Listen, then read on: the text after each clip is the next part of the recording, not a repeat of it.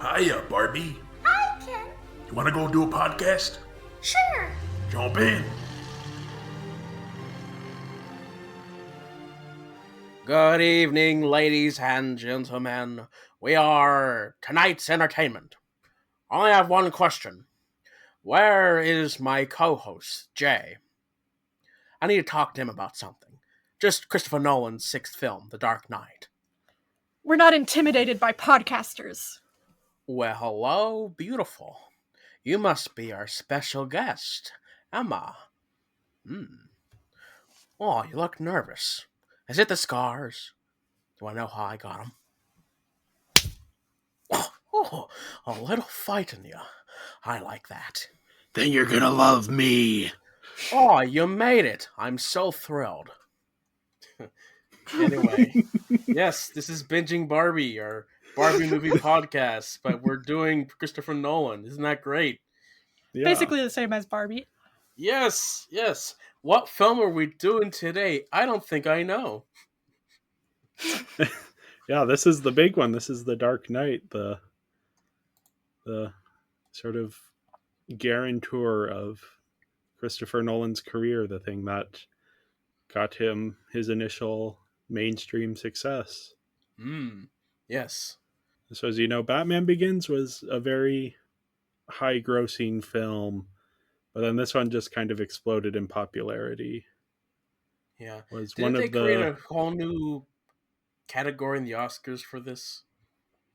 Yeah, so it's not created a whole new category. This famously was not nominated for Best Picture alongside Wall-E as well, both of which were widely predicted to get Best Picture nominations. And because of that, a bunch of people boycotted the Oscars that year. So the next year, they introduced a new thing. They expanded the Best Picture category to 10 nominees. It was at 5. It had been at 5 for decades. At one point, it was actually as many as 12, but they brought it back to 10. It's kind of fluctuated a bit since then, but between 8 and 10 nominees each year because of The Dark Knight being shut out of the Best Picture category. Took about, I think, exactly 10 years for a different superhero movie to be nominated. That was, of course, Black Panther, 2019, then Joker in 2020. Yeah, don't think there wasn't one last year or this year or whatever year it is. But yeah, this was a major success across every category. A huge critical success at the box office. It was, I believe, the 4th or 5th film to gross $1 billion. This was, the initial gross wasn't quite there, but it was so close that they did a short re-release in it, put it over the edge. And actually was for a very long time the highest grossing Warner Brothers film of all time, domestically in the US, that is. And just recently got that record beat by Barbie. Yay, Barbie. So kind of connecting back. But yeah, sort of major success, completely changed the shape of the blockbuster filmmaking for a while. You get James Bond has their sort of Dark Knight inspired period with Skyfall. Then you kind of get different sort of darker, more realistic takes on characters. But yeah, this was initially released July 18, 2008, directed by Christopher Nolan, written by Christopher and Jonathan Nolan, and the story is by Christopher Nolan and David S. Goyer.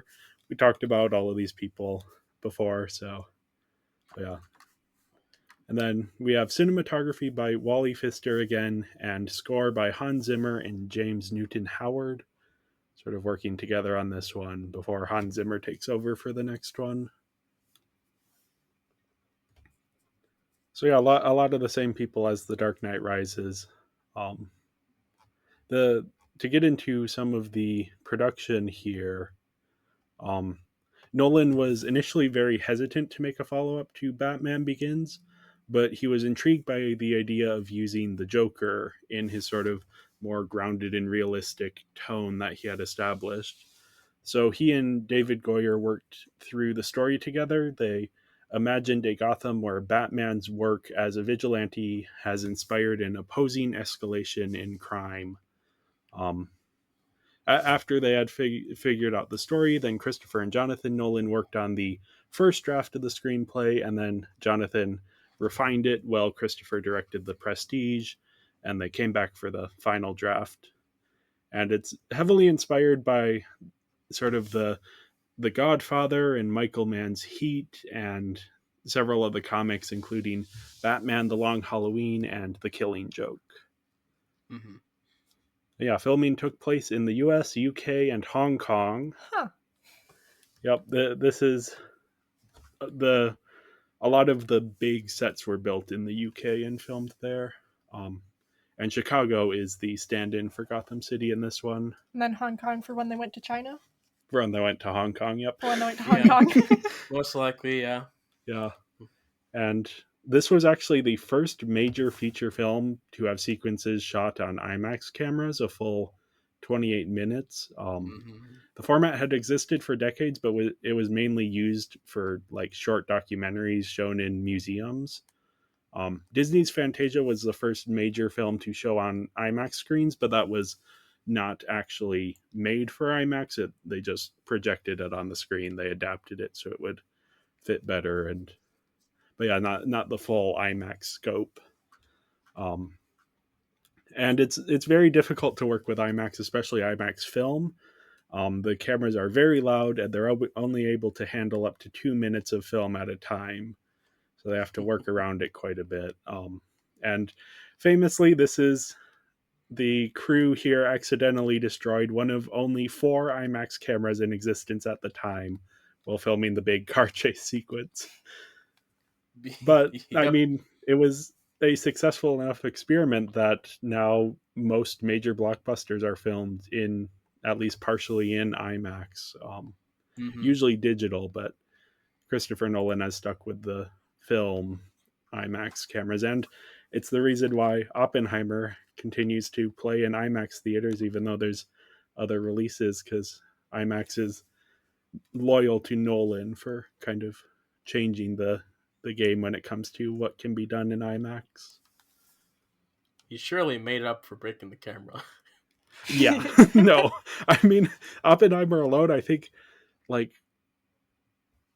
a third of their gross has been IMAX, and like the 70 millimeter theaters showing it in the 70 millimeter film have brought in like 30 million, and there's only 17 of them in the US. So yeah, which I've been twice to that, and both times it's been sold out.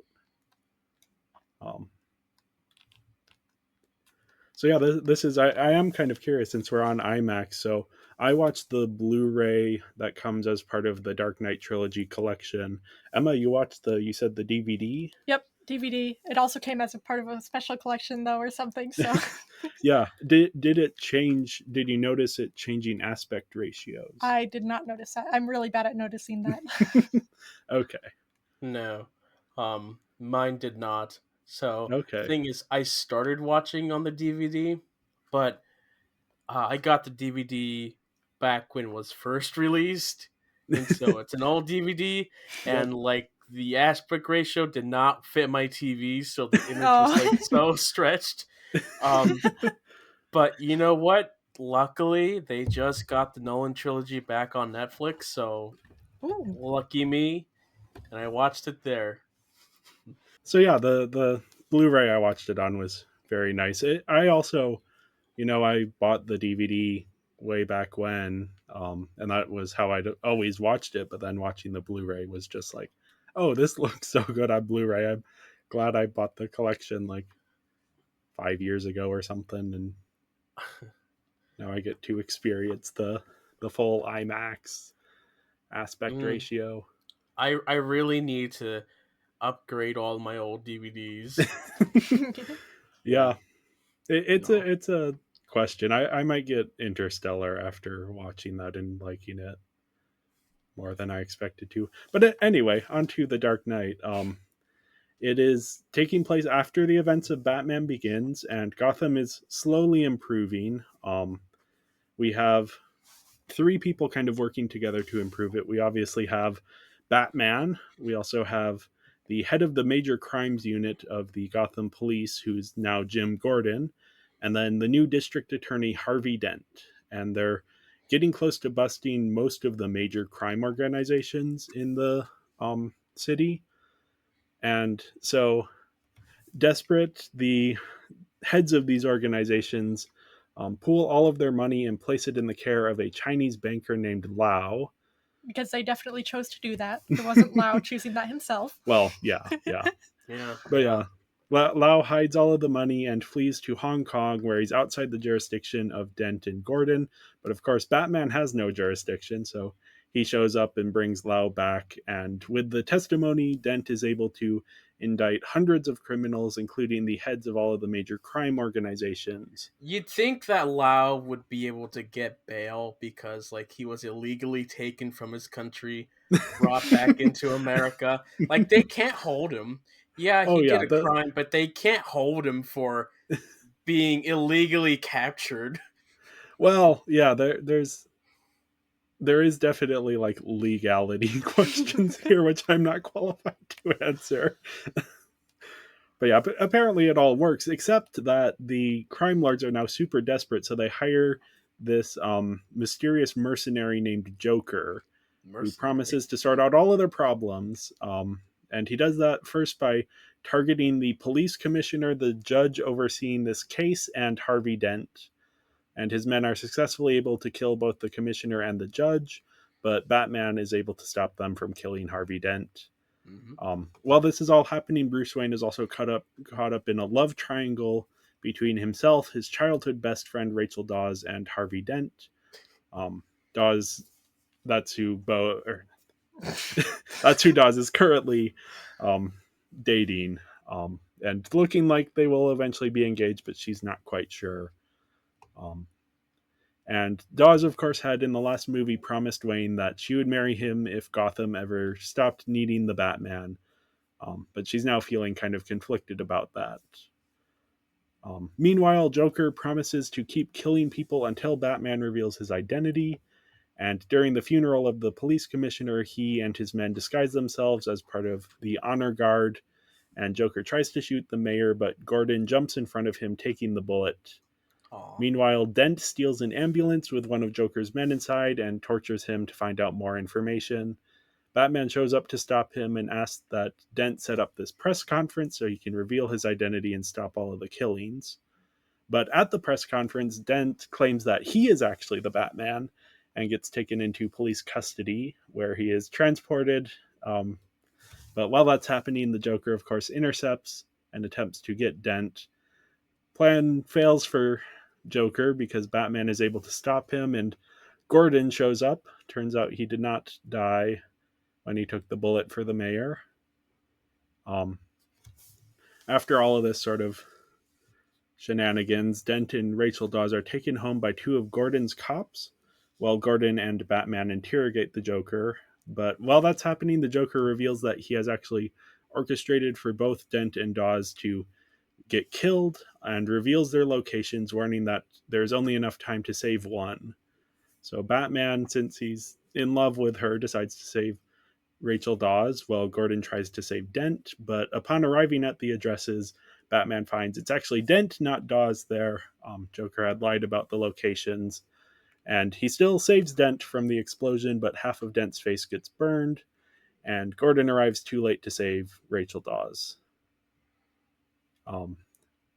With all of these killings going on, Coleman Reese, who's an accountant at Wayne Enterprises, figures out that Bruce Wayne is Batman and goes on television planning to reveal his identity to stop the killings.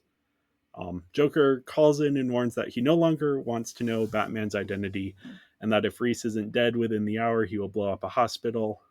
So Gordon takes Reeves into protective custody and orders the evacuation of all the hospitals.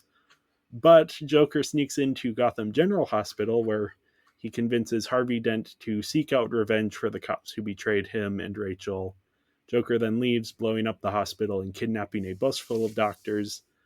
And then Dent goes on a rampage using his lucky coin, which now has sort of burned markings on one side, to decide the fate of all of the people he is seeking revenge on.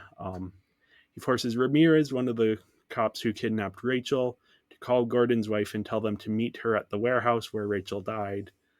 Meanwhile, Joker is doing his own thing. He makes a threat that he is planning something big for the night and that the bridges and tunnels should be shut down.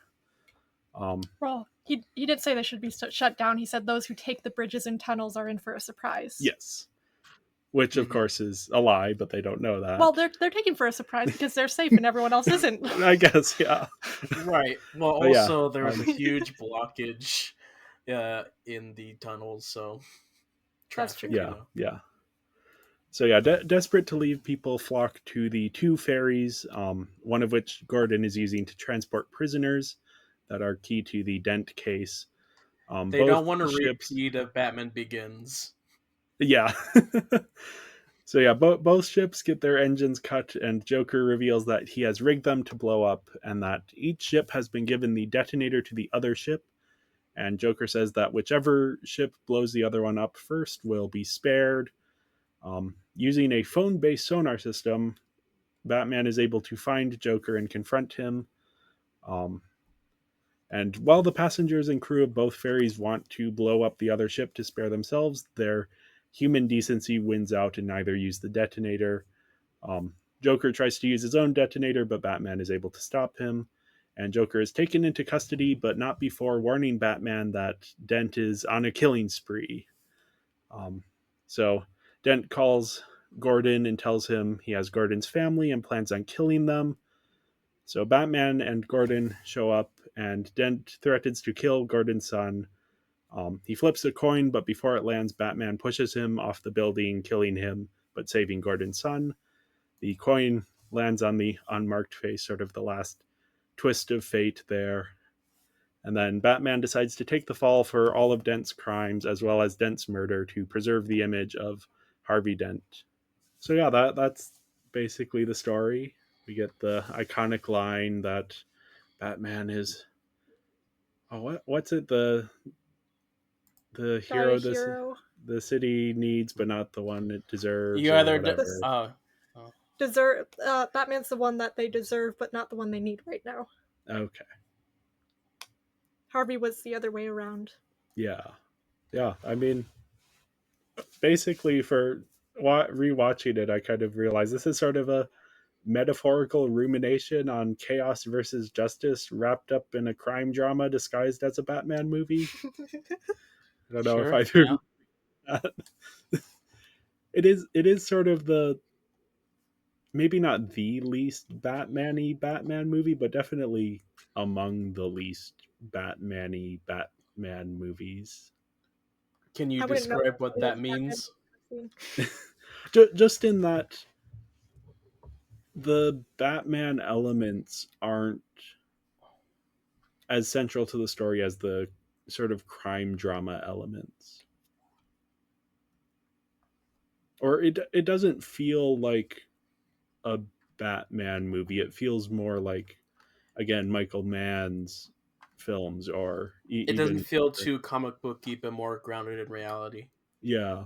And okay. Even more than The Dark Knight Rises, which is sort of bigger and more epic and more, this is very much sort of a crime drama again. Yeah. It's all about, crime and politics and jurisdiction and trials and elections and all of that kind of stuff. And eventually it does kind of become a bit more of a Batman movie, but very much starts out in that sort of crime drama. Yeah, we have the important themes of chaos and justice, and these two sort of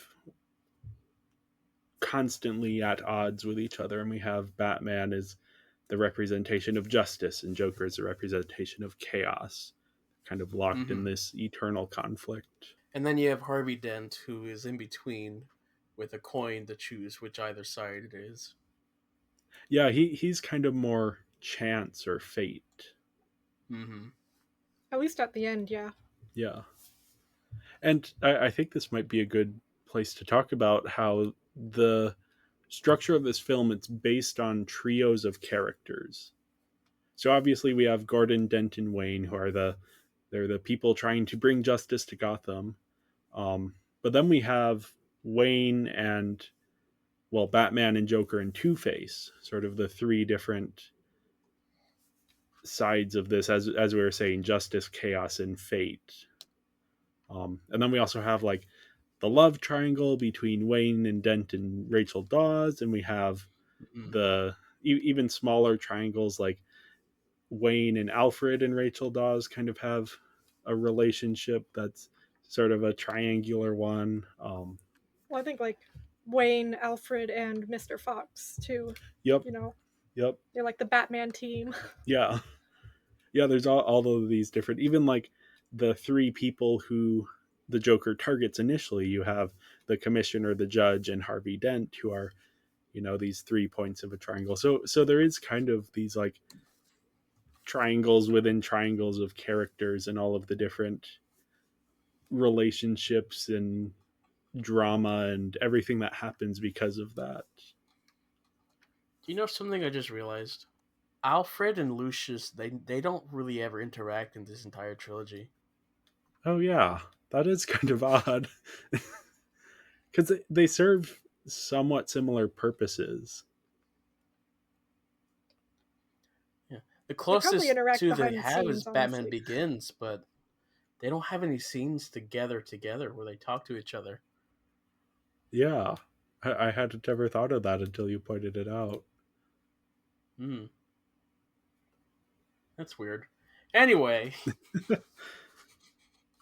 Yeah, and obviously a big part of this film is how it's grounded in a semblance of realism. I don't know, as John was pointing out, some of the legality stuff probably wouldn't play I out like mean, this in real life. And obviously, the Joker and Batman and Two Face, these are all sort of fantastical ideas, but it is sort of grounded in a slightly more realistic setting than most comic book movies.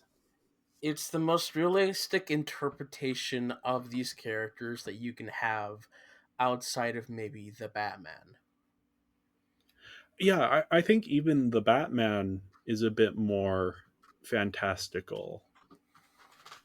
Here it is Hmm. very much taking these characters and imagining what would happen if these characters existed in a world that resembles the real world and not a comic book world.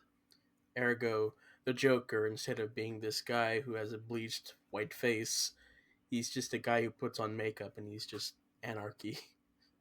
Yeah. Yeah, and it is still heightened, definitely, but I do like how much like they developed their characters and stuff. They weren't just one-sided characters either. Like even Bruce Wayne wasn't just oh yeah, vigilante doing stuff. You yeah. actually see his struggles and he grows as a person throughout this movie, and that's really fun to see. Yeah, and this is, I mean, not to the extent of The Dark Knight Rises, where Batman doesn't show up for the first 40 minutes, but so much of the early stuff in this movie is establishing these characters and their relationships and things so that as the film goes along, we kind of get to see different things play out and what does, especially with Harvey Dent, who I think is kind of in many ways the central character of the story. In terms of he's the character with the arc or the biggest sort of change between the start of the film and the end of the film. So his complexity kind of comes through everything. I do want to watch it again, focusing more on Harvey Dent because I remembered like that first scene with him and Gordon. He actually tells Gordon, "Oh, I heard they have a nickname for me down over by you," and we found out later from in the hospital that that was Two Face. So if he was called Two Face before he became Two Face, I kind of want to see if we can piece together, how much was he actually the White Knight, or did he have a hidden side to him as well? I actually have something about that in Oh, our character perfect. section. So thanks We'll for get to that. thanks for teasing that there. Nice little Yeah, I mean, foreshadowing. yeah. We'll talk about that when we get to that. But yeah, we have the sort of the main trio of the film is Gordon, Dent, and Wayne. And they start out as partners sort of standing against crime, but then because of everything that goes on in the film, they end up as enemies. Dent is hunting Gordon, and Gordon is hunting Batman. And Batman is kind of running for the sake of the city. Mm-hmm. Yeah, it is sort of like it's a breakup movie, but it's the breaking up of this sort of dream team that was going to fix Gotham. Mm-hmm. So a bit of a tragedy, but I mean it still has a hopeful ending. Obviously the Dark Knight undoes some of that, but Yeah, Dark Knight Rises for sure. or yeah. Mm-hmm. John keeping me on track with the titles. I have to. It's my only job. Well, yeah, it's still hopeful because we know Gordon isn't chasing Batman because Gordon thinks Batman was in the wrong. Yeah. And then we also have like Gordon saying the line because he can take it. So oh, Yeah. like Batman's going to be fine. Yeah. Because in a Yeah. lot of ways, Batman isn't a person; he's a symbol. Uh-huh. Mm-hmm. And really, worst case, Bruce Wayne can just stop being Batman for a while, and Which is what Which he happens. which is what does. happens. Yes.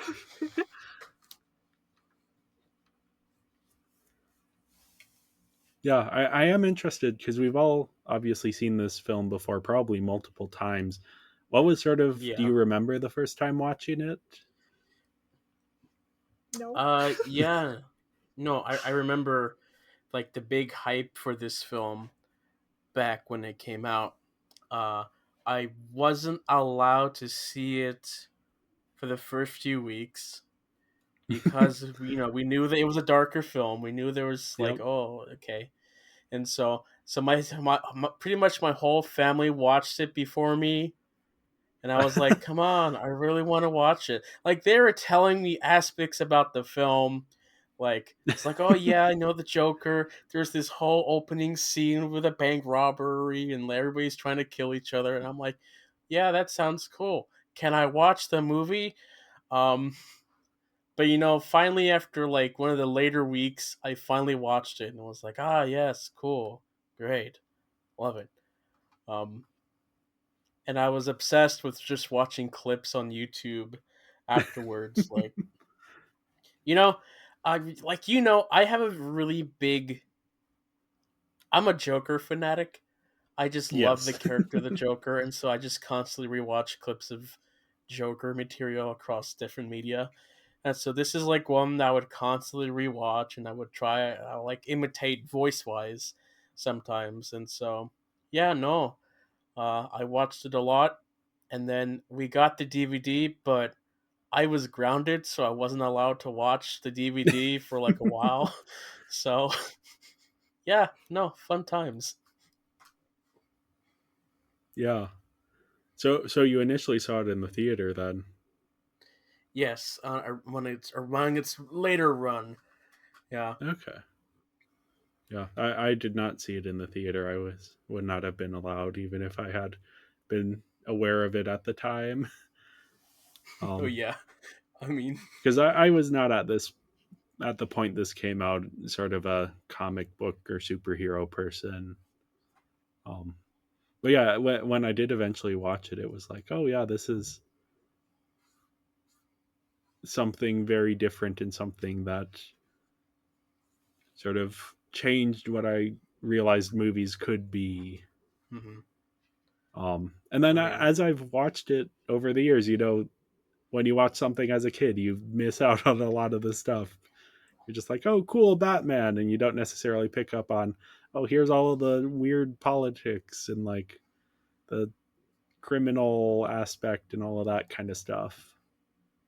So yeah, it is one that has definitely grown in my enjoyment of it over the years and sort of learning the different things about it and mhm. seeing different layers to it.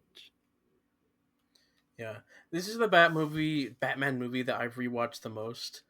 Like Okay. when you look at a lot of the other Batman movies, like this one, it's there's so much rewatchability in it, and also like being part of a trilogy, this one can stand alone really good, Yeah. unlike Dark Knight Which Rises. yeah. Yeah, it kind of reminds me of not quite a trilogy, but the James Bond movies where you have, Skyfall is the one that stand out its own, and all of the other Daniel Craig ones are kind of mired together. Here we of course have this is very, yeah, it tells a singular story with a beginning and an end and complete ideas. So Emma, I am curious on this rewatch. Did you pick up on stuff that you hadn't picked up on before? Definitely. Like, I paid more attention to the characters and themes and stuff, which I kind of just didn't care about as a kid. Yeah. Yeah, as a kid you just kind of take it for granted. You Hmm. don't even pay attention to the ways the film is sort of building ideas and playing with them.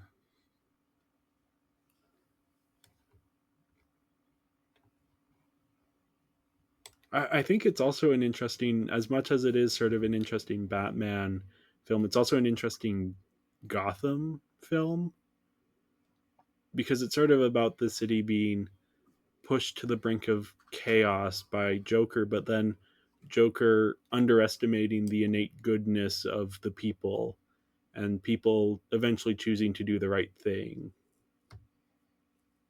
Yeah, and I feel like that's what Batman saw in the city. He saw there's still good people here. They just need someone to inspire them. Whereas Joker saw the opposite. He said, "Oh, this is a city full of a bunch of bad people. Let's go there and have some fun." Yeah. I mean, Which is, of course, tying into the Batman Begins and the Dark Knight Rises, but in those, it's the League of Shadows is, oh, Gotham is terrible. We're going to destroy it. Whereas Joker is, Gotham is terrible. I love it here. But let them all of rip them each are other proven wrong. apart. Yeah. Yeah, they're just like me. Though, I will say, I don't know. It's tough to tell how much that is Joker's actual thoughts on the situation. I mean, it seems to be at least somewhat, but he does also have this backup plan of exploiting Dent's weaknesses. Um, Hmm. because I think the Plan. message of the movie is not no one is like Joker, but instead most people are not like Joker. Because you do have Dent, who is sort of similar to Joker and has ends up kind of going a little bit insane. But you have the people on the Uh, ferries who are given that same opportunity but don't. I mean, yeah, Batman barely wins the ending fight. Like the guy Except, had his hand on the trigger, about to do it. yeah, Like all, yeah. except he wins the ideological fight, which is sort of the bigger idea. Does he And then of though? course, well, yeah, I mean it is somewhat open ended. I think that with the Dark Knight Rises, that kind of questions it a bit more. But it seems like in this film, at least, it's like Joker lost. At least lost that particular fight. Of course, with Dent, it's a little bit more complicated, which we'll have to get into with the characters in a second. Mm, Yeah, because Joker was so certain that they'd watch the ships blow up, and Batman was so certain that they wouldn't. So Yeah, in that case, yeah, Batman was the one who ended up winning. yeah, and Even though that is, I will point out though, when they were doing the vote on the ship, the majority actually voted to press the button. yeah, But when it came to actually someone pressing the button, that's where they were like, never mind, I'm not going to be the one to press it. But if you yeah, press it for me, that works. yeah.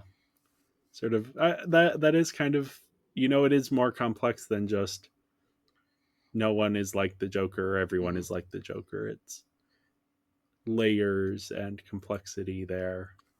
That was such an inefficient way to vote as well. Just like, oh, write down your vote instead of just like raising hands. Well, They I wanted it think, yeah, anonymous, I yeah, think. Eh. Yeah, especially with that kind of vote, you wanted anonymous. Eh, there's no time for anonymous. It's do or die. well, well, one of the citizens on the boat did say that, like, we don't have time for this. Yeah. But then it was interesting that having that time was part of what made them realize, oh, maybe we can't, because there was one guy who pointed out, wait, if we're still here, they haven't pressed the button yet. Yeah. Such a nice small bit of redemption for the prisoners. Just that one guy who's like, all right, I'll Yeah. just toss the thing out. We're not gonna kill all those people. We chose this That life. moment, because you see him before several times, they cut to him, like, his reactions to different, well, not reactions because he's not really reacting, but they'll cut to his face and you're like, oh, this guy looks like a Scary dude with a scar. Yeah. And then he's like, I will do the one thing you should have done an hour ago. 10 of course minutes. 10 minutes. Okay, I'm pretty sure it was 10 thought minutes. thought it was an hour. Anyway, but yeah, he's like, I'll do this thing that you should have done, and the captain, or like the person in charge, is like, oh, he's gonna blow up the other ship and then I won't have to feel guilty about it. The guy just throws it out the window, and it's like this little moment of human decency from a character you don't expect it from, which makes it more touching. It was also interesting to look at the reactions after he did that. Like, at first there was a little bit of surprise, like, oh no, what did you do? But then it was relief, like, oh yeah, this is what we should have done before. Yeah. Yeah, that's sort of the complexities there of that scene, and sort of how it works as like, and this is where I get to like this movie being sort of this metaphorical rumination on chaos versus justice, sort of this scene that represents more than what is actually happening in the scene. Mm-hmm. And is maybe a little bit pretentious, but I don't mind a little bit pretentious. Right. Well, yeah, it's a much bigger scale than The Killing Joke, which is just Joker torturing Gordon just to make him insane, but then he fails. Yeah. Yeah, I do think it is interesting that how much this film is known for Joker and Joker's philosophy and everything, when, well, might not even be Joker's philosophy, which we'll get to later, but also just the way that the film itself kind of proves Joker wrong to a certain extent. Mm-hmm. Yeah, I don't know, it's just such a well constructed film that is also playing with a lot of big ideas in a very smart way. Yeah. It does kind of make me, watching this after watching Dark Knight Rises, I'm like wondering, okay, what was Nolan's original plan with the third film before Heath Ledger passed away? What might have been done with that? Which unfortunately we might never really know. But yeah, sort of all of these big ideas, and yeah. Mm-hmm.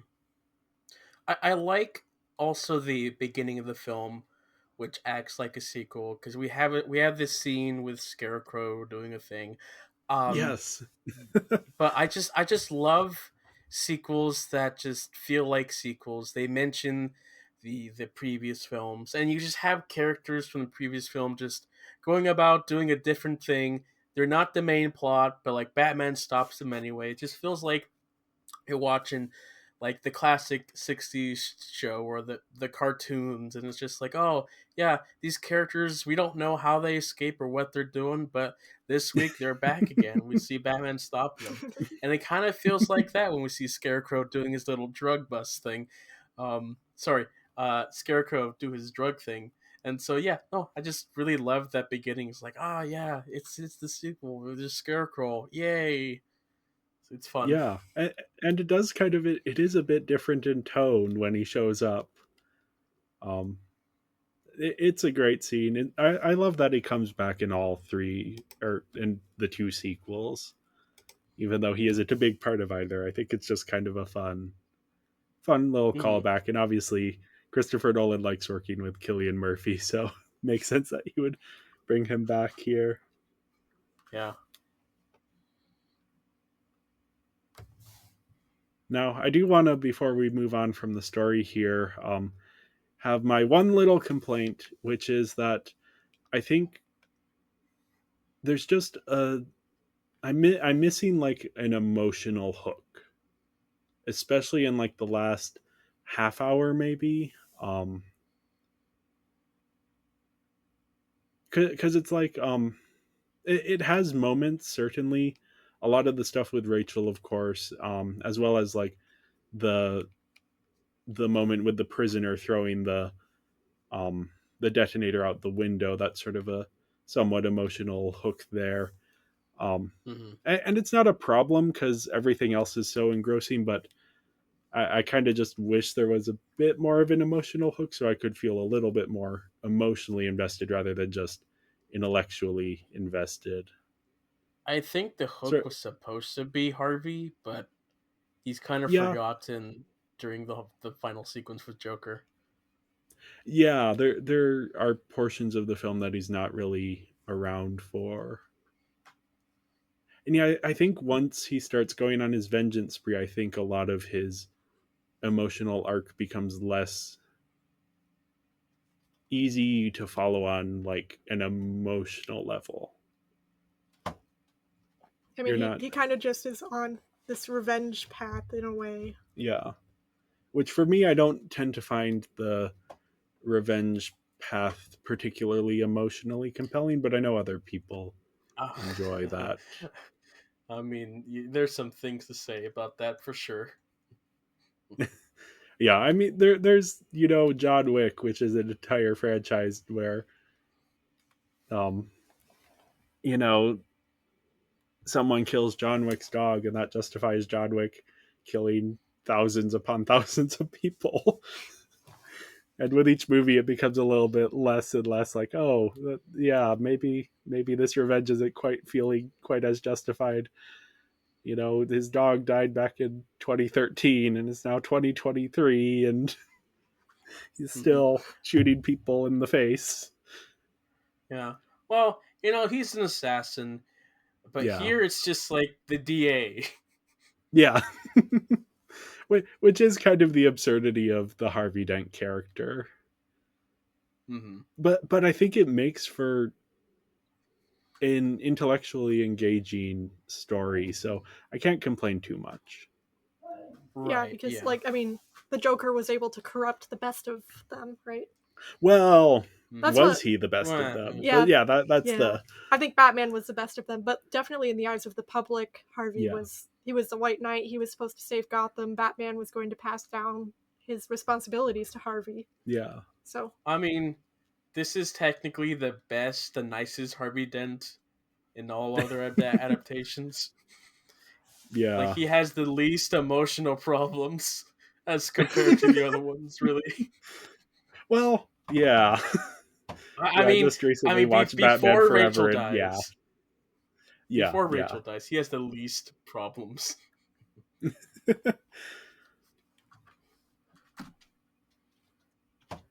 Other stuff about the story before we move on. I don't think so.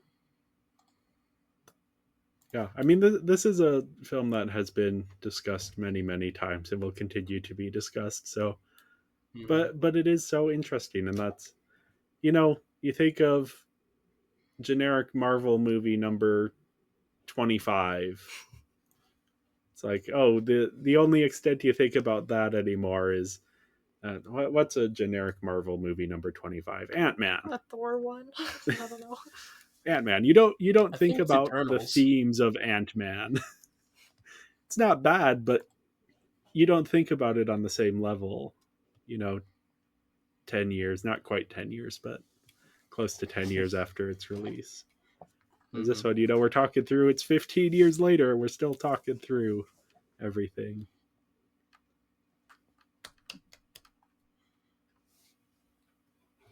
So yeah, I gave the story a 4.5 out of 5. We all did. Again, the emotional hook, if that was there, then it would be a 5 out of 5. But as is, stellar 4.5 out of 5. Sure, yeah. Yep, 4.5. Now onto the characters. Mm. So we have obviously Bruce Wayne, aka Batman. He's kind of a man living a triple life, which is interesting. Usually, Batman is more. I guess sometimes it depends, but he's Batman, who's the vigilante who's doing good for the city, but he's held in check by this moral code.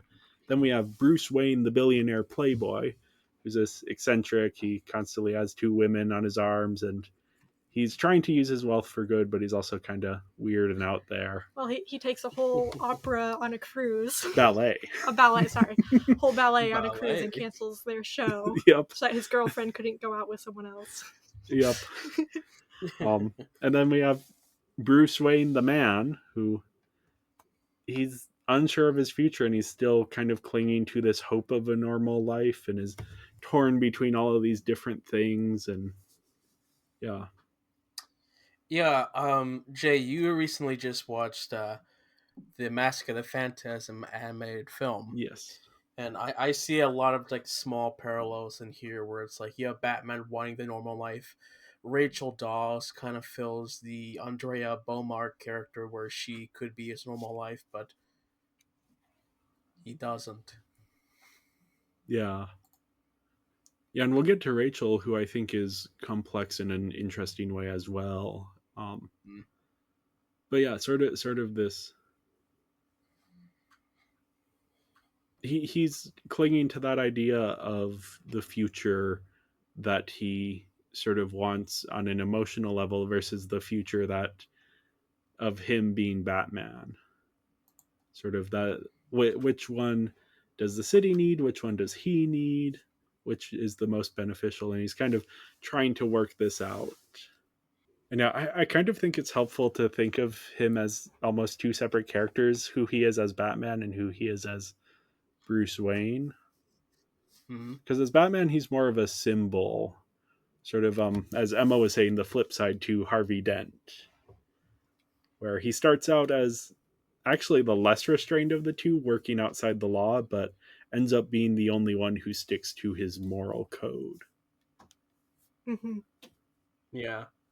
I mean, he takes the fall for Dent's killings and then killing Dent, where the simple Yeah. solution is just to say that the Joker did it.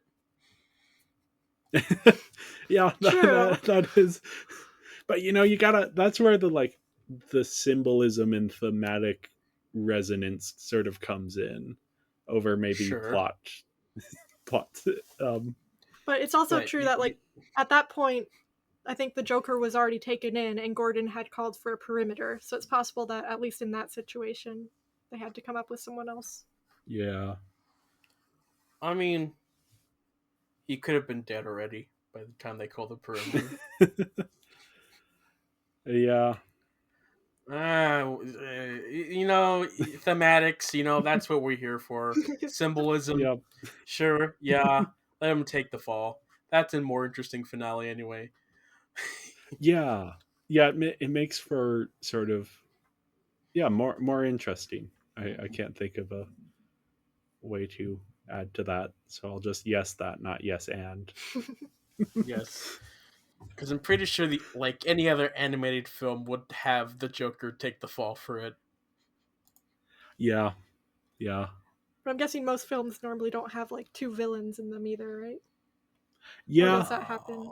It in Batman films it's not uncommon. Okay.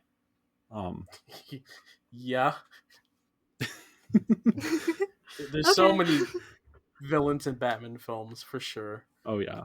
Just look at the 60s film where you have 4 villains. Oh, man. Though that's a very different case than this one. Yeah, the 60s film is more in tone similar to the Lego Batman movie for context. But sillier. Batman and Robin has 3 villains. Mr. Freeze, Poison Ivy, and Bane. Bang. Burn. Yeah. Yeah, I mean this film kind of has like 15 villains because you also have the different crime bosses, but of course they're Yeah, sort of less prevalent, especially in the last act once they're all sure. dead. Yeah. So you mainly have the Joker, Harvey Dent, and Moroni. Yes, Salvatore Maroni. Hmm. Is he a comic character or is he a Nolan invention? He's a comic character.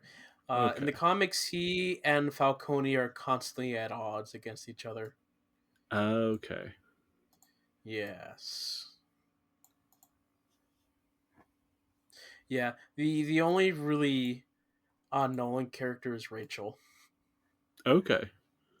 Which yeah, Batman has had many love interests, but here we have this interesting dynamic between them where getting back to Bruce Wayne the character, he's still very much clinging to the hope that he may have a future with her.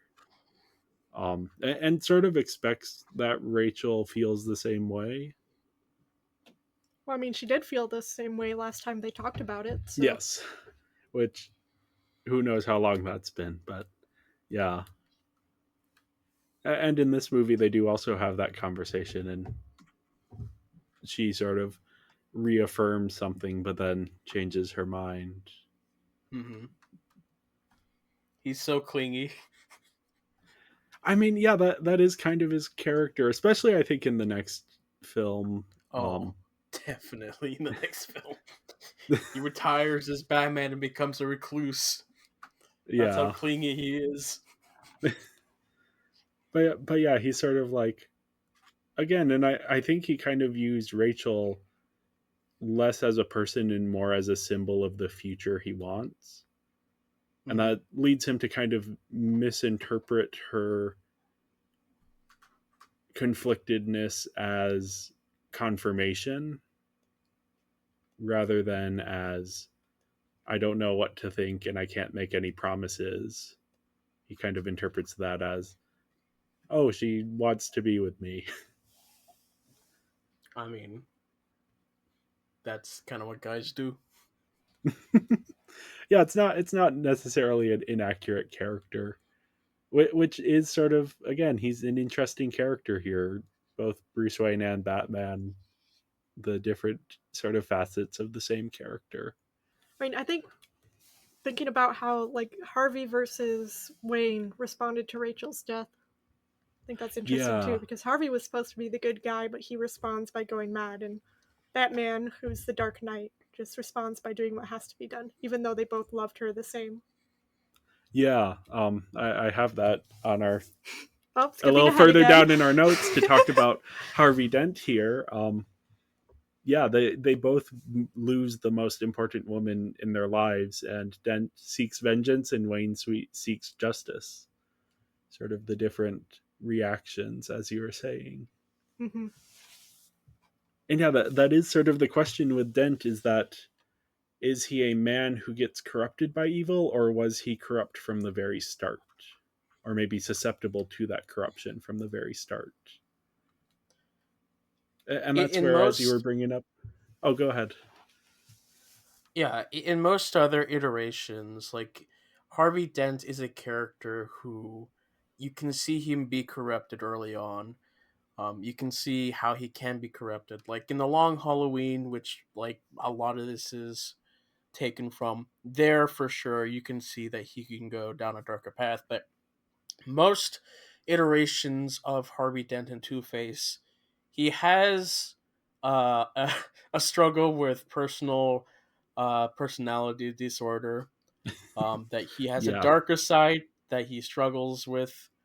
One side, like he is all for justice, and the other side that he suppresses since childhood is like darker. And so once his face blows up and while things become stressful for him in other versions, uh, he lets the other one loose. Here, it's just, from what we see, he's a nice guy who loses his girl, gets mad, and kills some people. Well, so I I think there's mean, more complexity to that. I do think there is the two faces here are less literalized as two different personalities and more it's two different sides of the same person. There's less of that clear cut distinction between the two of them. But we get this very early on, this indication of the Two-Face nickname that he's been called by the people over at the Major Crimes Unit, or I guess at that point Dent was in Internal Affairs, whatever. But this idea that Dent presents himself as this goody two shoes hero working within the system, but has no problem getting his hands dirty, and he tortures one of Joker's henchmen before he's gotten his face burned. And there's sort of this implication that that isn't the first time he's worked sort of outside of the system to get what he wants. So my theory here is that the Joker doesn't corrupt him so much as reveal him, sort of. I think they could have done a becoming. lot more to show that. Yeah, I honestly think, this is a movie I've seen many times, and I caught that arc very well this time. I think it's all there. I think it's just you have to watch it multiple times and be paying attention to that particular aspect. I think, though, you are right that maybe they could have put a finer point on it. Yeah, because the most prominent scene is when he tortures the guy, which he's torturing him while also kind of not, because he's not gonna kill him because he has his coin, the two-sided coin, the same-sided coin. But I mean, that is there still really could have been torture. More earlier on before torture, where you see him going more the darker end. Yeah.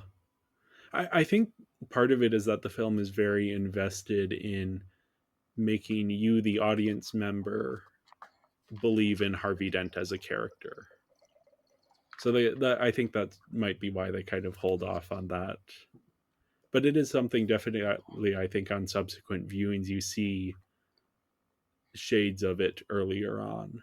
Like, he's not as perfect as everyone seems to think he is. Yeah. Even if he's not quite evil on the other side of that. Yeah. And I think it is key to what the film is saying about sort of humanity and chaos versus justice, and that Dent is not just any random person. He is someone who is susceptible to Joker's influence. I think, too, like with Dent, he believes himself to be a white knight, so all, like, even the torturing, he's like, yes, this is good. Yeah. I'm doing the right thing. And maybe the plan was to have the audience think the same thing. Whereas Batman, when he does something wrong, he knows it's not good. Like when he turns every phone into spyware. Yeah. At the end, it gets destroyed. He's like, type in your name, and then everything gets destroyed. So he's like, I know this is wrong, but we need to do it right now. Whereas Harvey is like, no, this is right. This is what we're supposed to do. Yeah. So there's a difference there between them as well. Yeah, I like that sort of distinction between the two of them, as like what they're willing to do and how they feel about that, and how maybe Harvey sees himself as like a paragon, but he isn't. Whereas Batman kind of sees himself as conflicted, but he's actually the paragon. He's the one who has the strong moral code, who refuses to break it. Though I do have a question about, did he kill Harvey Dent? I mean, because he pushed him off the building. I don't think that was his intention, but I think you could argue that he kind of maybe broke his moral code a bit there. Well, I feel like argue Batman he broke isn't his moral against code killing. in the first film. Well, Yeah. I don't think he's against killing people. He's against like murdering innocents, you know? So I think whether Harvey lived or died, I think that would have been fine either way for Batman. He probably wouldn't have gone out of his way to kill him, like if he survived that fall. But Yeah. I forget how much of a point they put on it in this one, because different interpretations have different sort of what emphasis they put on the rule. So I'll have to, after Batman Begins, try and figure out if that's a huge there is part a of his bigger moral emphasis about him not killing, but it ends the first film by him saying, like, I'm not going to kill you, but I don't have to save you. Yeah. So kind of that the Disney villain death. Sure. Yes. So they can't have the hero kill the bad guy, but there Gaston goes slipping into the endless chasm. Here, I mean, he kind of pushes him out of the way, kills him. Yeah. No, to return to something Emma said, I actually wanted to talk about the quickly about the Batman and the phone sonar system because I Mm. think, and Emma, you haven't been on the other episode, so you don't know about this yet. So sometimes how in movies there will be like find the Christ figure. So we've been watching these Nolan movies and we've realized that you can in a lot of his films find the Oppenheimer figure, the person who invents something dangerous and regrets it. Hmm. So here we have the Oppenheimer figure kind of being Bruce Wayne, who invents this sonar technology and then Well, I'd Lucius argue Fox. more Bruce Wayne invents, like, brings in vigilantes. How do you change vigilante into a vigilantism. It's vigilantism? it's And then he doesn't like it's other people imitating it. Yeah. But then is it Mr. Fox who does the sonar, then sees Bruce Wayne use it for bad? He's like, oh Yeah. no, this is bad. Oh, yeah, because Fox invented it. So I yeah. guess, yeah, it might be Fox that's more the Oppenheimer figure in this one. Uh huh. But kind of interesting going back through all of these movies and realizing, Nolan has been making Oppenheimer figures throughout his career. It's just Oppenheimer is the one that literalized it. Personally, I like the more cartoony side where he has more of a dual personality. Because here, I don't fully believe his descent into madness here as well. Okay. I think he just goes a little bit too far, especially Yeah. once we get to Gordon's family. It's like, I don't believe that so as much as him killing the other guys. Yeah. I think that's a fair thing to say. What he kind of goes a bit too far off the deep end. Mm-hmm. And I think, again, that's part of why he functions well as an emotional hook for the first part of the movie and not as well once he starts going on his killing spree. It's like a bridge too far. The audience can't follow him there. Yeah, that's fair. But 'Cause, I mean, there's something that made him stop believing in justice, and then he yeah, just starts going up to chance or fate or whatever. He's like, Mm-hmm. at least flipping a coin is fair. yeah, So it would have been cool if we could have gotten more detail on that. yeah. Personally, though, I really like this interpretation of Dent, especially early on, and sort of, the cartoony versions are fun, but I did like I mean, this version. he's the best live And action Dent that we have, which isn't saying much, but yeah, and John, you're more familiar with Batman than I am. Most right. recent animated Dent that I would have seen is from the Harley Quinn show, which he's not in it much. And the Harley Quinn show has fun interpretations of the characters, but they're very satirical, so not necessarily the Sure. best interpretations of these characters. Right. But yeah, speaking of people who are on Harley Quinn, next up we have Jim Gordon. Mm. Here he's kind of just the classic good cop. Sort of I heard him referred to as the incorruptible moral center of the story. I don't know how much I agree with that. I think he's more the realist to Dent's idealist, Yeah, but his realism doesn't get corrupted the way Dent's idealism does. I think it's Right. because it was Yeah. idealism that it got corrupted. When he realized the ideal isn't Oh, real, then he's like, then nothing is real. There's no point in I even like that. trying. I like that interpretation. And then Whereas the Gordon is like, closest oh, he they're so good. yeah. And the closest that he gets to blind rage is like when he's trying so hard to capture the Joker that he doesn't think about the situation that's handed to him where we're like, oh, there's clowns in the windows. Let's just shoot Yeah. him and get it over with. Yeah. Yeah, that okay, let's talk about that scene for just a second. Batman beats up a SWAT team, which maybe that's fine, but he could have just said, "Hey, the clowns are the hostages, and the hostages are the doctors. It's all reversed. But no, instead he just beats up and incapacitates a SWAT team to get them to stop until they realize what's going on. There's no time to call Gordon. There's no But there time is have a time to person- incapacitate an entire SWAT team. Anyway, He doesn't even need to call Gordon himself. He could be like, "Hey, whoever he Fox, was on the phone Fox, with, Fox, call call Gordon." Because Fox knows what's going on. Anyway, Yeah. doesn't matter. Just something Yeah. that occurred to me as I was watching that scene of like, oh, if the character stopped for 2 seconds and yelled, "Hey!"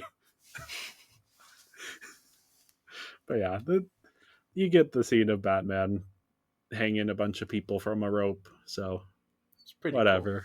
cool. Anyway, back to Gordon. He's interesting because he's the character here who has the most to lose, but is the only one who doesn't lose anything.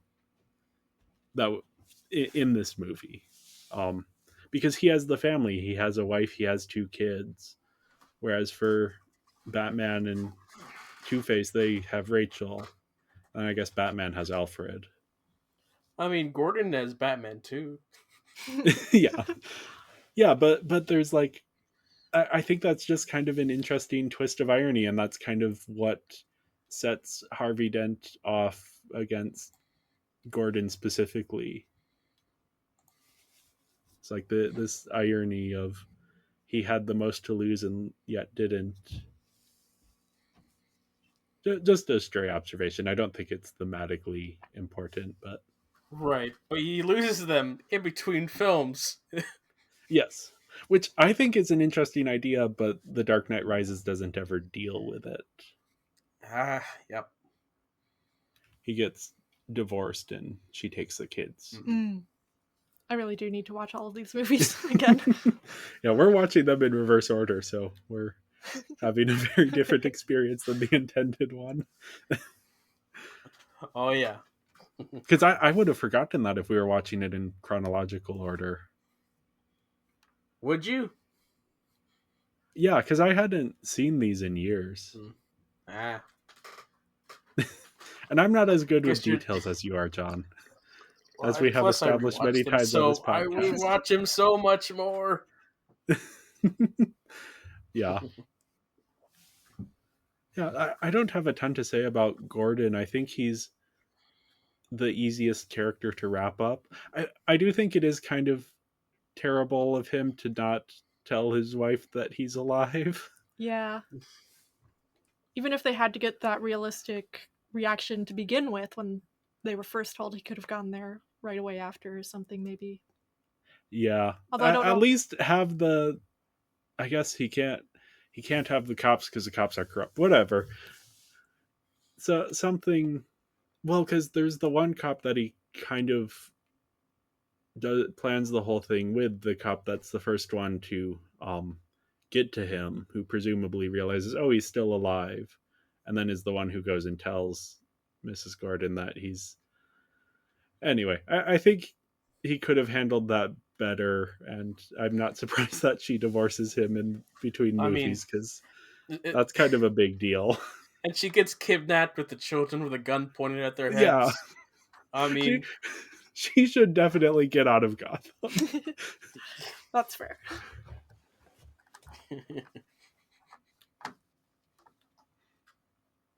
Yeah, and the movie never quite deals with that, but of course they try to in the next movie kind of retroactively address that. That might honestly be why it's just kind of thrown away in the next movie. They're just like, oh, some people were noticing how terrible that plot line was, so we'll just kind of throw a line in there and then not address it besides that. Oh, justice for Gordon. Yeah. Yeah, there isn't a ton to say about him, though, because his character... Not because he isn't an interesting character, but because... And he doesn't have much of an arc in this movie, right? Yeah. And he's just, like, very nicely encapsulated in himself. Like, yeah. I don't know. He's just the nice good cop. Yeah. That's what his purpose is. He's Yep. the only good cop in the Force. Yes. which the Dark Knight Rises also messes up, but whatever. Right. So now that we've talked about our central trio, we should move on to Joker, Oh the boy. agent of chaos, Mhm. the clown prince of crime. Well, he's not so much the clown Not so prince much of in this crime one. here. He's more the agent of chaos. Yeah, yeah. I like this idea that he is the equal and opposite reaction to Batman. Sort of as Batman has been sort of this extreme force in rooting out crime. Um, kind of like Star Wars with the Force and how you have the light and the dark side are in this constant struggle. Here it's Batman and Joker, sort of still very like symbolically represented, but done in a more realistic manner. Mm-hmm. And he's kind of the only thing capable of breaking apart the dream team of Batman, Dent, and Gordon, because he is Yeah. just kind of that is what he exists to do. I mean, it seems like he's really good at seeing the evil in people, and in some ways, that's probably all he sees in some people, Yeah, in the world too. And he's just like, okay, I'll just have fun and play around with it. It's fun to watch people tear each other apart. yeah. The Mm-hmm. some men just want to watch the world burn. Oh, need to do that in the Yeah. Michael No, Caine voice. Some men just want to. Oh, can't quite do it. How some do you men get just that want to watch voice? the world burn. No. Buried enough I members of love the Wayne this. family. Some men just want to watch the world burn. I can't quite do it. Go ahead, John. I love the scene where just Batman just can't figure out the Joker's motive. Like he's so Yeah, confused by the Joker, which Uh-huh. is something that just you don't see a lot of. yeah, You see a lot of it in the comics and like a couple animated stuff, but like in his many appearances in live action, you don't see a lot of that. Like you see, it's like, oh, he's a criminal mind. Like they can't help but like leave details. But here, he's like completely shocked at just how chaotic this guy is. Like, oh, he doesn't really have a motive. He's just doing things just for the fun of it, and he's yeah, surprised by that. yeah. It's something that he kind of struggles to understand. Mm-hmm. Yeah, I guess since Batman's so duty driven, and he's Yeah, he's always thinking about others, and then all the bad guys he's met, they think about like money or power. Whereas Joker's just like, oh, I don't care about that. I'll burn this pile of money that I have. yeah. And I want to talk about some of that. How everything, almost everything that Joker says is a lie Yeah. in Mm-hmm. some way, shape, or form. Now, a lot of it is the obvious one is Dent and Rachel's locations, where he swaps the locations. His Right. backstory also changes depending on who he's talking to. When he's talking to the mob boss, it's all about his father, and then when he's talking to Rachel, it's all about his wife. Sort of almost like a mentalist, sort of tailoring their reading to their client, but sort of a darker side of that. Of oh, Joker's backstory changes depending on what he thinks will disturb the person he's talking to most. But then also his motivations. As Emma was saying, he says he wants the money, but then he burns it. And there he's tricking the crime lords into thinking they can control him, tricking them into thinking they have something he wants, so that he can then manipulate them to get them to do what he wants.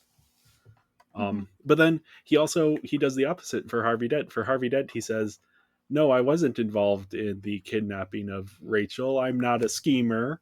Don't have any of these plans." When actually everything Joker has been doing has been part of a larger plan. He is a schemer, Mm-hmm. and he was involved in this death.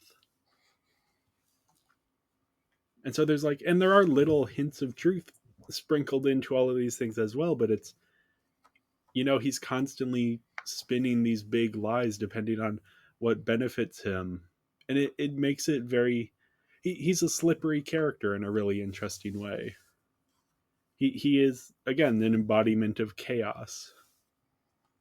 You can't quite get a track on who he is quite until kind of the end where he's talking about his relationship with Batman and how they're two forces, an unstoppable force and an immovable object that are in this endless conflict. And that feels like one of the few truths that Joker says.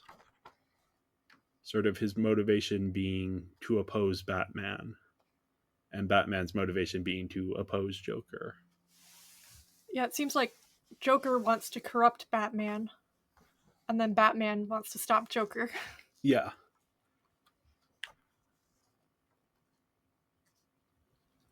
Yeah, neither of them can kill the other because Batman has his moral code and Joker has too much fun. Yeah, I am curious, John, since you're a Joker fan, what you kind of think of this interpretation of Joker. Yeah, I mean, I'm a fan in that, like, no matter really the interpretation, I like just seeing the character on screen, unless it's Lego Batman. But my favorite interpretation of the Joker is the clown Prince of Crime. He does crime Yeah. like against Batman, but he's a clown about it. Like, he can either kill everyone or just throw a whoopee cushion at Batman. Like, he does things like on a whim, and like not everything he does is harmless, and so he's unpredictable. Of like, is he gonna kill anyone? Is he gonna just do a practical joke? And like, he does funny little quips and jokes. Here, he's more of like the agent of chaos, and he's more of like a psychotic manipulator who says things that change people's minds. He's a schemer, as he would. And like, I do find it very interesting. It's not my favorite interpretation, but I appreciate the realism that's given to this character, um, which does make it interesting. Yeah. Maybe not realism, but in terms of the character's like motivations, but realism in terms of how he fits into the world.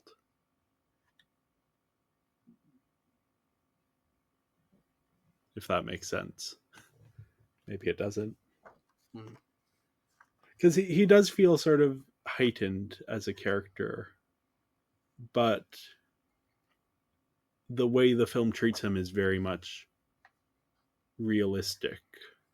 Yeah, I guess because it's not like he's just a person that likes to have fun. There's this darkness behind him, and everything is laced with that. Yeah, It yeah, just feels a little more realistic in a way, yeah. I guess.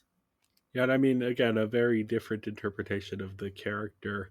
A lot of actual similarities to the Lego Batman character in terms of how, but differences as well. I mean, the Lego Batman Joker is more insecure. That, Yeah, like, he's not like Batman's lover.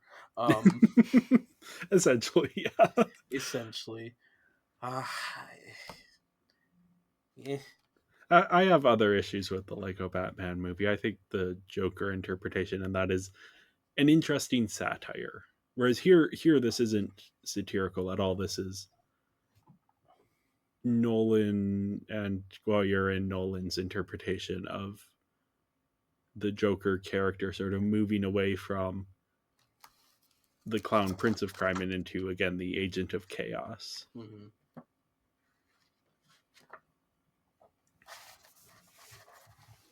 Now, the other major character we have here is Rachel Dawes, who I noticed something writing up my notes, which is that she's caught between two men. She's caught between Dent and Wayne in the same way that Gotham is caught between Dent and Batman, and ends up choosing Dent over Wayne, just kind of like Gotham ends up choosing Dent over Batman.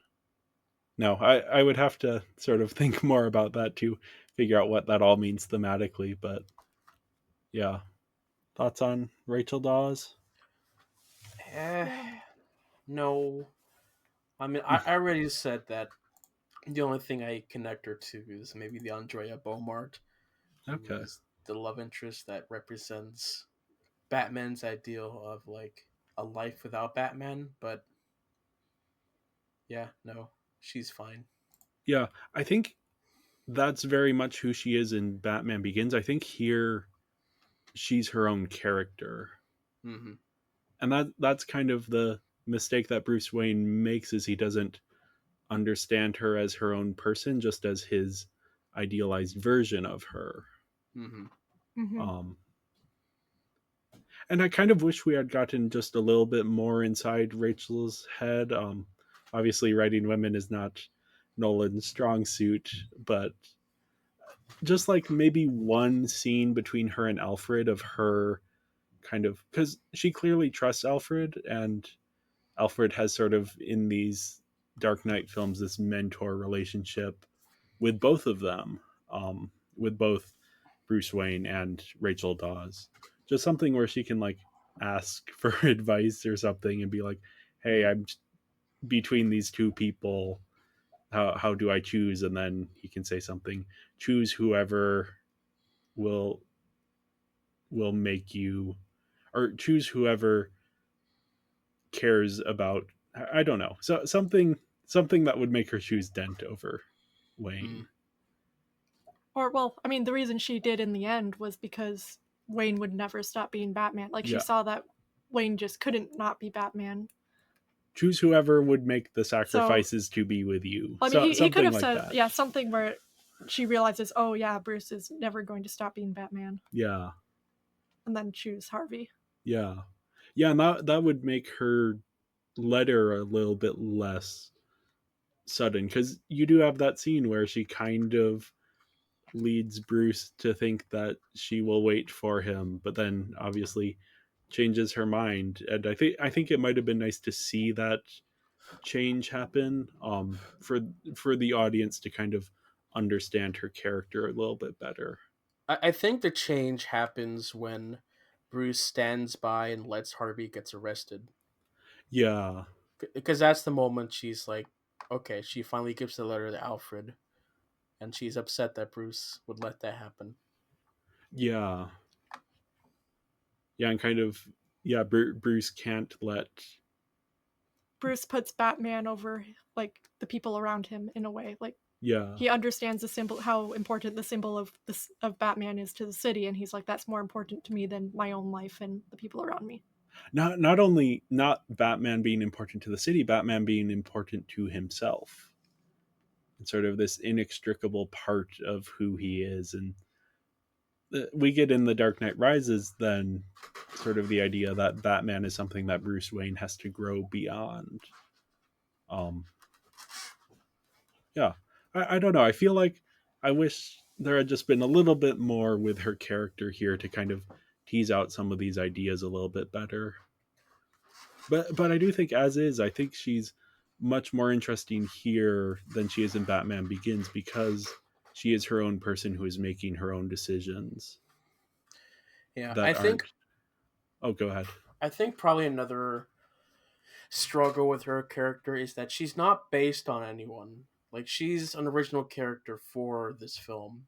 So unlike all the others where they can take themes and elements from like years of comic history, here like they're Yeah, just trying to figure her out on a whim.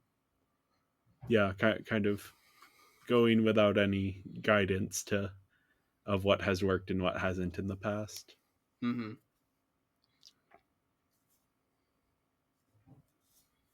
Now we also have Alfred here, who's of course Bruce's mentor and kind of only friend. Yeah. I mean, technically Rachel is his friend, but Eh. yeah, he doesn't see Rachel as a friend. She sees him as a friend, but not Yeah, I mean, quite the he doesn't really reverse. see Rachel for who she is, and she doesn't have the same insight into his life as Alfred does either. Yeah. Mm-hmm. And Alfred is very supportive of Bruce. Not blindly supportive though. He challenges Bruce on things. But there is a bit of a Like Alfred is fine. inequality to their relationship. Alfred's fine with Bruce being Batman. Rachel isn't, in a way. Yeah, that's a good way of putting it. That, and of course, in the next movie, Alfred isn't fine with Bruce Wayne being Batman anymore. Well, I would say, like, even in this one, Alfred's not like 100%. Yeah. Doesn't. I mean, he'd rather that Bruce just lives a good life, and Yeah. but he's like, okay, I understand what you have to do. I'll help you in that. Yeah. I think the most interesting thing that he does in this film is choosing to not give Bruce the letter and then to burn it. Mm-hmm. Which here is kind of framed as a good choice, but then the next film switches that and is like, maybe that was a bad choice. Maybe. I think there's, because it's, it's played with hopeful music here. Whereas in the next film, it becomes a major point of conflict between the two characters and kind of breaks them apart. Perhaps not burn the letter. Yeah, I think that is like... It was good for like the symbolism where you're saying sometimes people deserve more than the truth or whatever. Where Yeah. it's like, okay, he's never going to get that. He's going to continue believing Rachel was going to wait for him. Yeah. But yeah, that, definitely the kind of thing of like, maybe once the first part of the grieving process is over, be like, okay, stop moping in your house. It's been 5 years. Here's the letter. Yeah, let's have you mope around for her not being there for you now. Yes. But hopefully he can move on from her. Now, maybe sure. he can't, but yeah. I mean, the next movie he finds someone else to obsess over. Not really. He's not obsessed with Catwoman in that way. No. It, again, not to keep bringing up James Bond, but I do think the James Bond movies that come out after this are very much trying to emulate this. But yeah, you have what's her name, Vesper, in the Daniel Craig James Bond films, who kind of, in the James Bond films that I don't like as much, is sort of his obsession. And in Skyfall, she doesn't show up. In my thing with the James Bond Daniel Craig movies is that the less Vesper is involved in them, the better they are, except for Casino Royale, because that one's good. Anyway, that's our teaser for binging Bond, a James Bond movie podcast. Oh boy, no. No, I think there are better more qualified people than us to talk about James Bond, because I have discovered the more James Bond I watch, the more I realize I am a Skyfall fan and not a James Bond fan. So I mean, I like James Bond, but like, there's just so many films. Yeah. It's like Godzilla. Yes, except it's less than Barbie. It's half of Barbie, so. Oh, well, I guess there's a plus side. Still, it takes so long. Yeah. Now back to The Dark Knight before we get too far off topic. There's a bunch of other smaller characters. We talked a bit about Fox as the Oppenheimer figure. The Gordons. We have the different crime organization leaders who are a bit interchangeable. Yeah. There's the one with the Russian accent, and the one Maroni, and then there's the one who Joker kills. Gambit. Yes.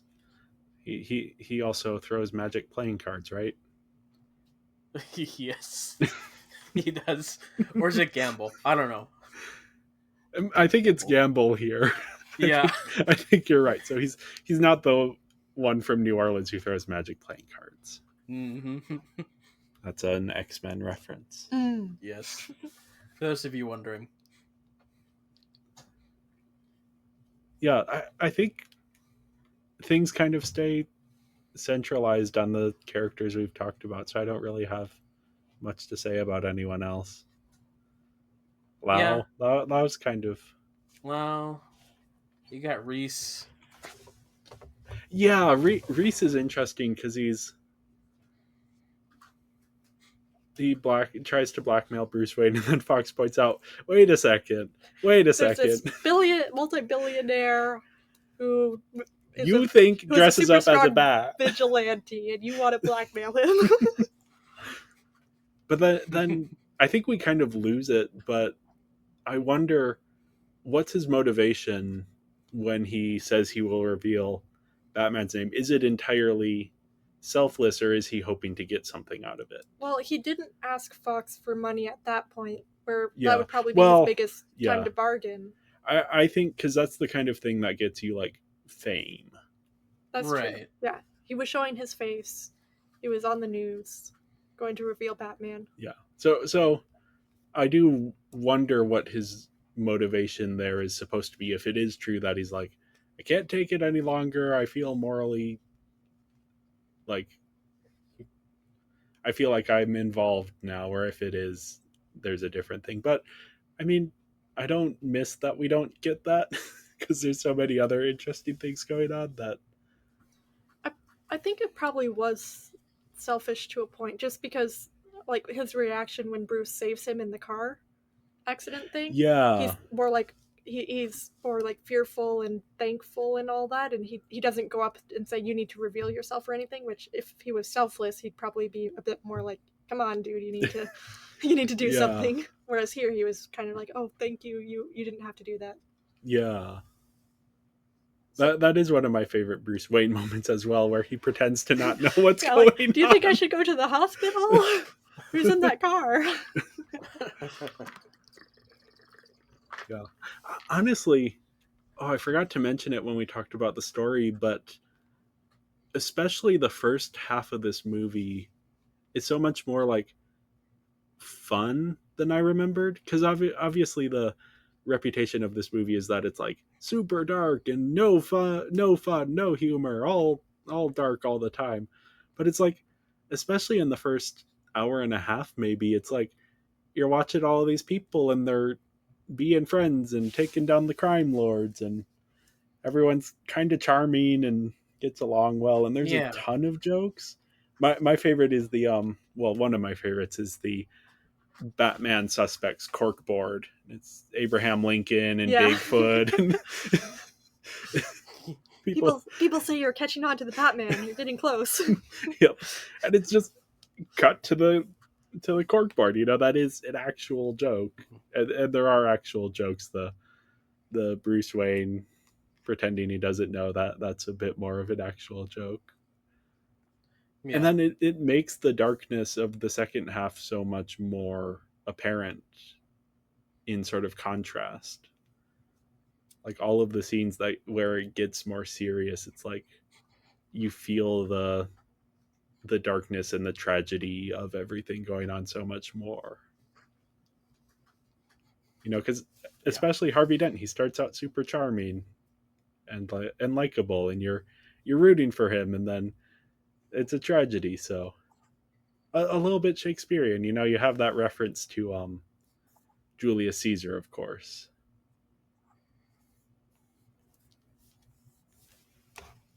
So yeah, I gave the characters a 4.5 out of 5. Again, biggest thing for me is I wish they had done something a little bit more with Rachel Dawes, but great all around.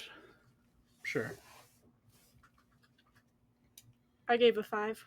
I like all of them. They could have developed some of them, better, but with the time they had, I think they did really well with their characters.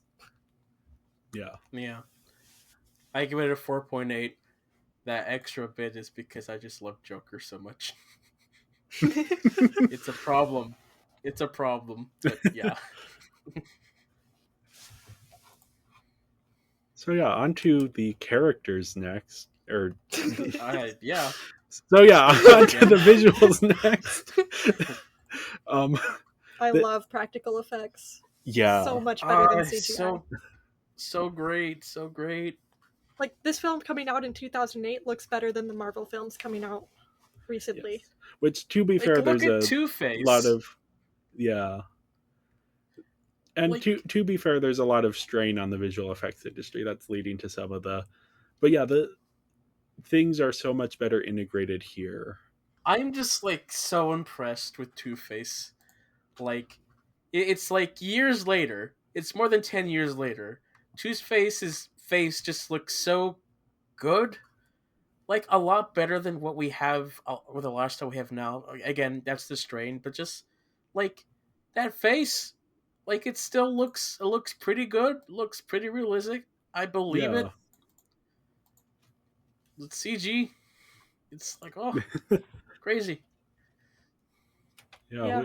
we were saying with Inception, it is, obviously Nolan doesn't want to do a bunch of CG movies, but he would be one of the directors who could still make really good CG films because it's part of, he plans things out. And actually, we haven't talked about this yet, but Nolan is famous for delivering films ahead of schedule and under budget, Oh wow. Even with all the effects. even with everything going on, because he's so efficient, but he knows what he's doing. He gets on set, he knows he has, this is what we're going to get done today, this is everything we need to do.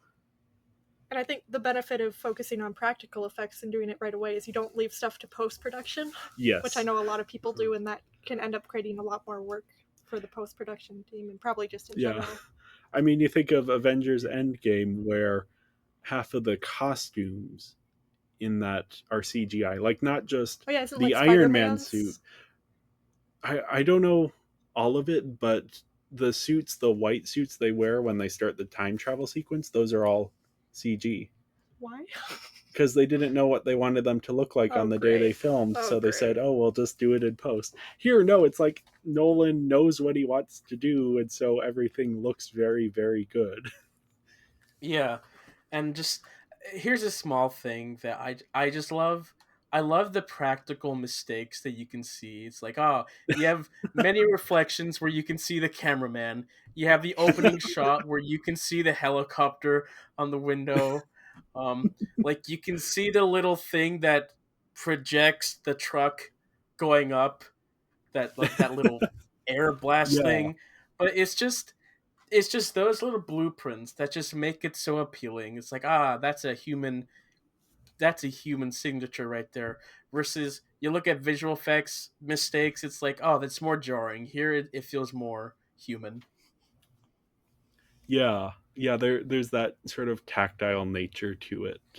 And it's just so much easier to make it look realistic if it is real. Yeah, If you're actually blowing Yeah. up a building, it looks more real than if you're computer blowing up a building. yeah.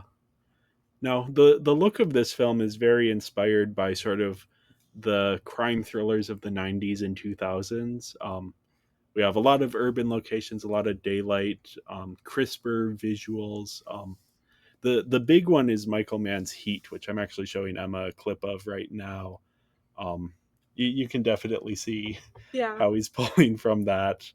Um, More so visually than plot wise. But there is actually, Heat has a bank heist scene that was very influential on The Dark Knight to the extent that they actually share a cast member. The bank manager is in Heat. Let me get his name here. They might not have it. Oh, yeah, I'm going to have to look it up.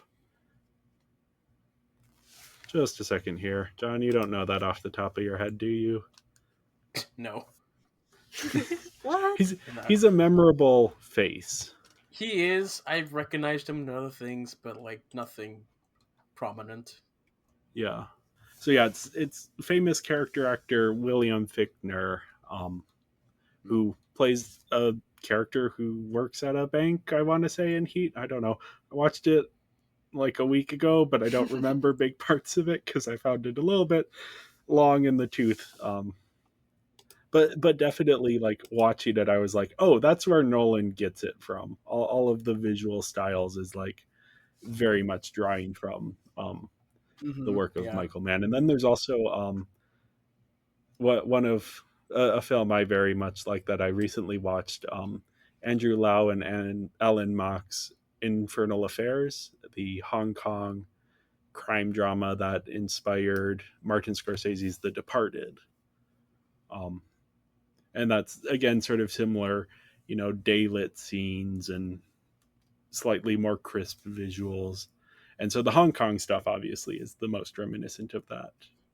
And Sure. I don't know, I just like seeing Hong Kong on film. I've been watching a lot of Wong Kar-wai and in the Infernal Affairs trilogy recently, so it's just kind of fun to see it portrayed here in a Nolan film. And Nolan's sort of specific view of the city as well, Mm-hmm. which is sort of less on the ground and more in these sort of high rises. I'd hate to have to be that guy who has to stand at the edge of the tall building just for that one shot. Yeah. And apparently they had some issues with local authorities when filming some of the stunts in Hong Kong. Oh, I'd bet. That's just allegedly, but yeah, it's definitely impressive what they're doing, but also like, oh yeah, I can see how this is the kind of stuff that makes filmmaking a little bit dangerous. Mm-hmm. Didn't see anything about any major onset injuries, luckily. Yeah. And I that mean, I think is often down to planning as well. right. But like there's so many anecdotes that you can take from this film, like from the hospital blowing up, how the explosives didn't work as properly, so Yeah, you have that genuine reaction of the Joker, which just makes it so much better. You have yeah, Yeah. Alfred, who was supposed to have a line when we first see the Joker crash the party, but he forgot to say it because that's the first time he saw Heath Ledger. So, like stuff like that. There's so much cool stuff that I love about this film. yeah. I think that sort of, yeah, that tactility of it, you feel, and that's why Nolan loves shooting on film as well. You feel it Mm-hmm. more than you feel sort of the. Now, I mean, you can make digital cinematography look as good as film, but It's just so much easier in film. yeah, yeah. And again, it's that Right. tactile feel of it. Mm-hmm. Not to be one of those annoying, you have to shoot on film people, but Right. I mean, there's a big difference where digital, you're looking at just pixels, where yeah, film, there's just this little physicality to it that comes from the celluloid on the film. So yeah. yeah, yeah. Now, I think we should also talk about a lot of the great set pieces here. We have the opening heist again, inspired Yes. by Michael Mann's Heat. I mean, just kind of a classic scene. Like, no, Nolan likes to do these opening scenes that encapsulate a lot of what a or just work on their own. He I think he does that a lot for IMAX previews so that they can just pull out a scene and hey, this is our IMAX Mhm. preview is just going to be that scene. Emma, you probably remember when we saw the last Star Wars how they played the first 5 minutes of Tenet Yeah. Yeah. in IMAX. Yeah. I think this is probably Nolan's best intro to a film. Like where the others Yeah, are confused about what's happening. This is like simple. It's a bank heist, and then you have this intrigue of like, oh, they're all supposed to kill each other with the reveal of the joke at the end. Like it's yeah, connected to the film. Where the others were just like, they're kind of connected, but it's mostly just a big spectacle. yeah. Yeah, I would agree that this is of the ones we've seen so far. Again, I haven't seen a lot of these Nolan films in a while, but of the sort of opening set pieces, this is definitely the Mm-hmm. Oh yeah. most effective, both on its own and as part of the movie. Mm-hmm. And yeah, the I thing with the wanna buses, like, oh, go ahead. no, finish. It's yeah, finish. Oh, I was just saying the thing with the buses. The thing with the buses. That's so fun. Like it's like that's like big brain maneuver, but it's like how did he plan that? I mean, there's a Yeah. perfect gap in between the buses. That's something. Like what's the bus To be driver fair, if you're behind him gonna think? yeah. To be fair, if I'm a bus driver and I'm driving my bus and I see a bus coming out of a bank right in front of me, I'm like, okay, I'll put on my brakes a little bit and let this guy go. I'll let him go before me. I don't want to be the next bank he drives through. Right. Yeah, one thing that's not that really talked about, the whole the microwave thing. Sorry, the sonar, the phone sonar system Okay. that with the cool visual. um, yeah, no, that's just very reminiscent of the detective mode that we get from just Batman Arkham games, where we see the skeletons and just the map of the place. But here, it's Yeah. like, oh, that's an interesting visual that we don't really think about a whole lot. Yeah. Now we also have the Hong Kong sequence, which I Mm. love. The Batman gliding into this building and then using this sky hook thing to get back on the airplane. Which I don't know. I mean, it must have been at least somewhat practical. I believe that But yeah, was somewhat practical, yeah. yeah, a very impressive feat of filmmaking to make that all believable. And then we have the car chase, which may be the best Batman car chase. I love the car chase. I just love the Batmobiles. Yeah. It's a tie between this film and the last film, probably. Yeah, I think the Batman car chase is absolutely excellent. I love it. Watching it in I, the theater with the sound was so good, but I think the setup and the construction of that scene are less intricate than this one.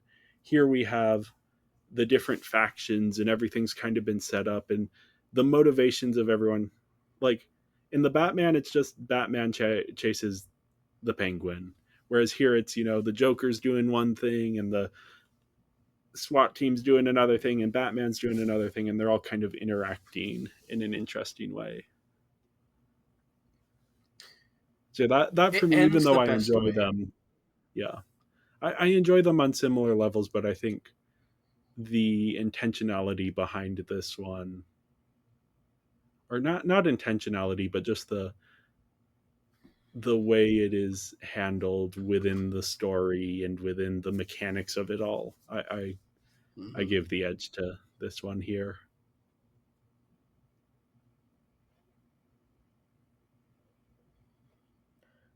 Just to clarify, when I said the last one, I was talking about Batman Begins, not Dark Knight Rises. Oh, that makes more. I was thinking you meant the last one, most Yeah, recent no, to us, not most recent to this. yeah, sorry, sorry. I forget we're doing this memento style.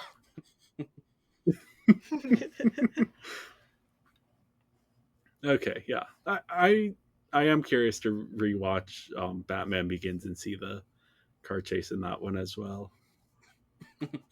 Yeah, no, like there's just a lot of miniatures in this one as well that you don't really notice. It's just pretty cool. Okay, That yeah, especially I have never specifically in the noticed. car chase as well. Yeah,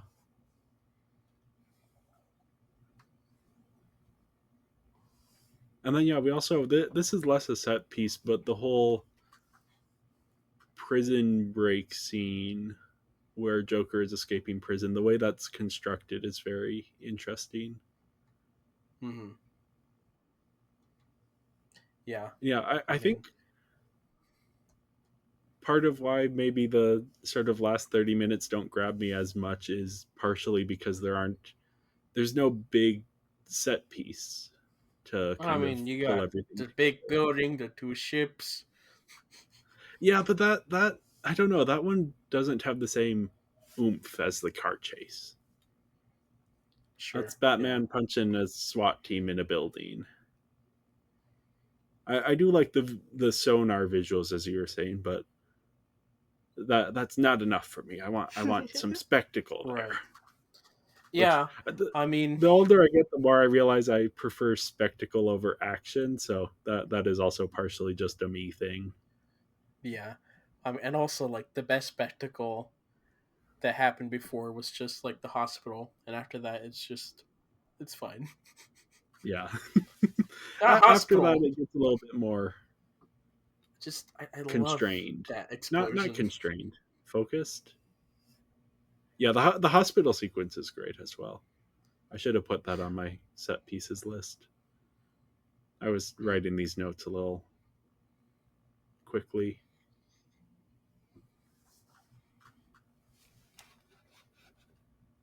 So yeah, I gave the visuals a 4.5 out of 5. Just really great across the board. I said 5. Mhm. I also said 4.5.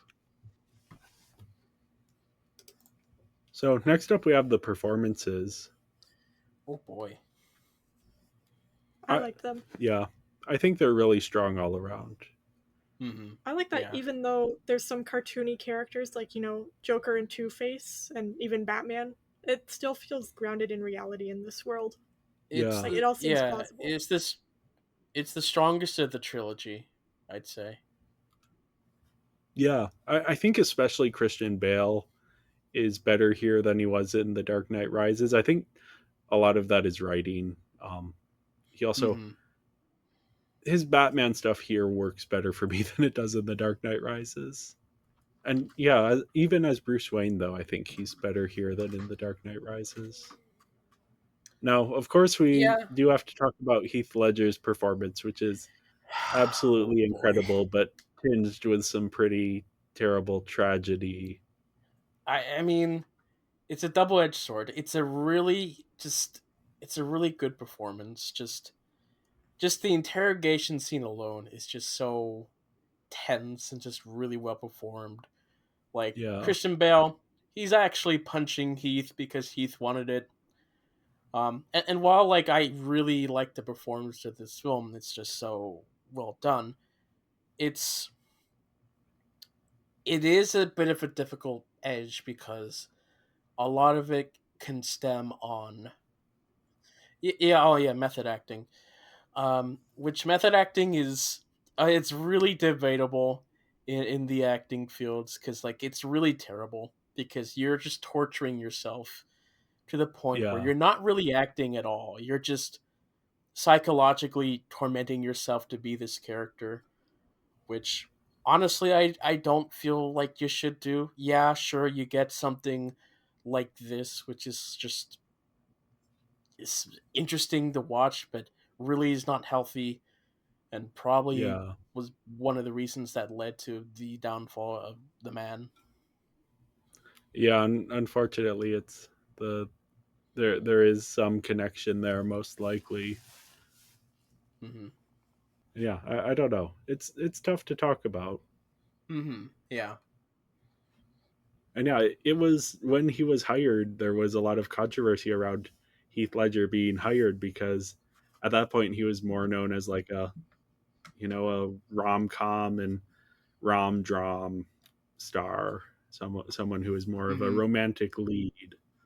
Um, and And now he's more people, known for this, which is yeah, yeah,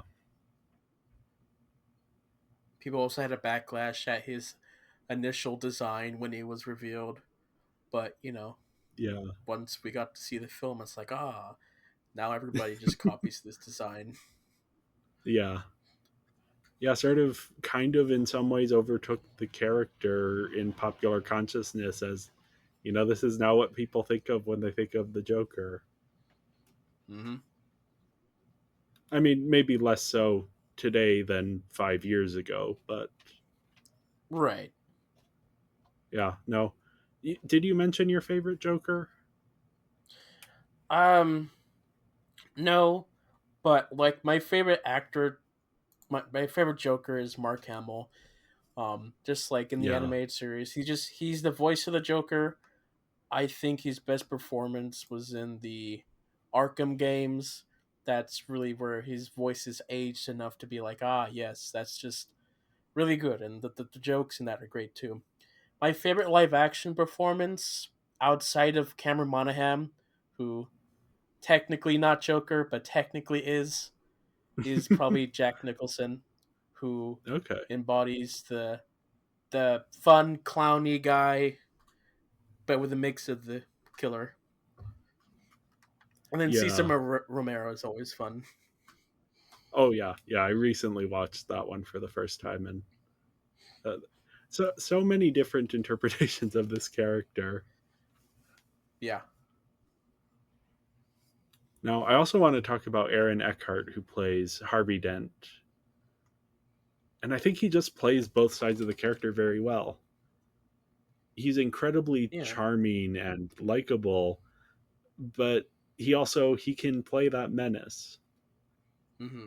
I think he's maybe better at the charming stuff than at the menace, but he does Yeah. both very well still. Yeah. I haven't really seen him much in any other film, so him like for him Harvey is what I remember him as the most. Yeah, he has a pretty strong career. But yeah, sort of less so in blockbusters than in maybe smaller or he's more of a dramatic actor than a blockbuster actor, though Mhm. he has had a few blockbusters here and there. Yeah. Another thing to note is Maggie Gyllenhaal, I think is her name. Yes, Yes. The role sister of of Jake Rachel was Gyllenhaal. yeah, the role of the Rachel was recast for this film because the last one, I believe she was married to Brad Pitt or someone, and he didn't want her kissing other people, and so they recast the character. I think that was Yeah, the official I forget story. the reason. We may have to research that for our Batman Begins episode just to make sure we're saying the right story here. But yeah, Mm-hmm. recast here. Yeah, Maggie Gyllenhaal has had an interesting career. She's actually sort of started moving more into directing. She directed The Lost Daughter a few years ago. Um, but yeah, I think she is good in this. I've heard mixed things about her performance, but for me, her performance works really well here. Mm-hmm.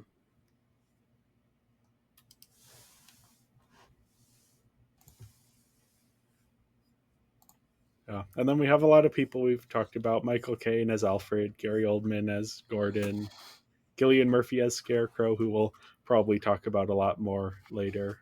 Oh yeah, definitely. But yeah, overall, I think the cast is very strong. Um, Mm-hmm.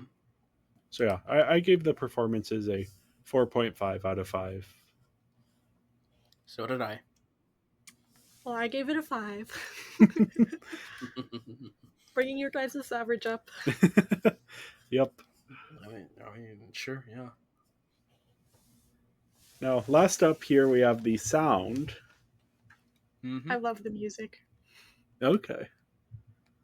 Just Hans Zimmer is really good, and Yeah. Yeah. This is honestly not my favorite Hans Zimmer.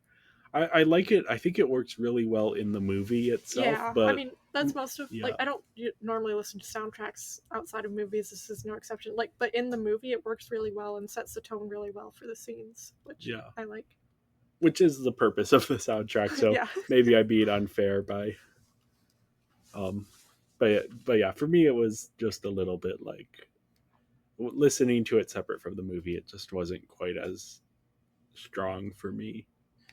Yeah, because like the official soundtrack release is never the same as it is in the film. Like in the film, it's edited differently. It's I prefer it the way it's in the film, but like, yeah, I will talk. I'll talk about the music once we get to Batman Begins. I think that was probably the best of this trilogy because Okay. really every other film they just use the same themes again, but create a Yeah. new theme for your main villain. Here it was Joker, which is that just that long that builds up, which is not as memorable as the main theme for Batman, but still good though. So yeah, I think we're also at the point in Nolan's career where we're early enough that dialogue is understandable. So Yay! That's good. We have finally gotten there. Oh yeah. There was one or two lines where I'm like, "Ooh, dude, that's a little on the edge there," but overall, very, very much. Now we're back. Everything is. I will say that first line where the vigilante was like, "What's the difference between you and me?" And Batman responds, "I'm not wearing hockey pads." At first, I thought he said hockey pants, and for the longest time, like ever since I was a kid, I thought it was hockey pants. And then I turned on the subtitles to watch it, and it was hockey pads. Yep. That's a me problem. That's not a, Well, a sound oh, yeah. problem. Yeah, I think it's partially the Batman voice, which here worked better than it did for me in The Dark Sure. Knight Rises. But whatever. I'm not wearing hockey pads.